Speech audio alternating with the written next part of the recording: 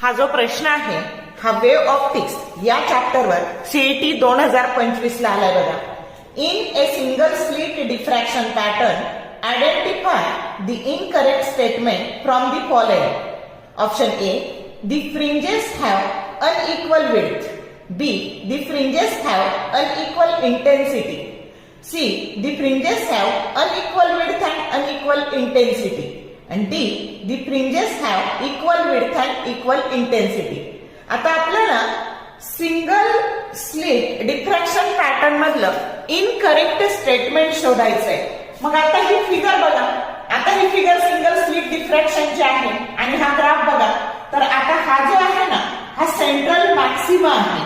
त्याच्यानंतर हा जो आहे ना हा फर्स्ट मिनिमा आहे, हा फर्स्ट मॅक्सिमा आहे. या पद्धतीने हे असं स्ट्रक्चर येत जातं. मग इथे सेकंड मिनिमा हा सेकंड मॅक्सिमा या पद्धतीने हे स्ट्रक्चर येत जातं.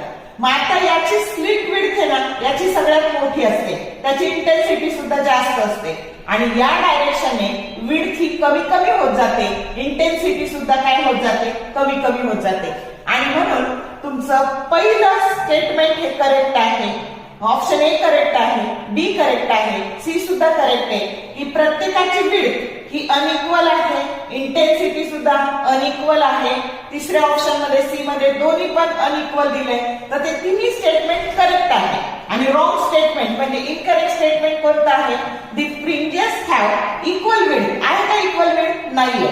आणि इक्वल इंटेन्सिटी आहे का, नाही. म्हणजे रॉंग किंवा इनकरेक्ट स्टेटमेंट कोणतं स्टेटमेंट आहे, सिंगल स्लिट डिफ्रॅक्शनच्या बाबतीत डी स्टेटमेंट आहे. आणि म्हणून करेक्ट ऑप्शन डी आलेला आहे. समजलं कसं आलं ते. जर शॉर्ट व्हिडिओ आवडले लाईक करा, शेअर करा, कमेंट करा.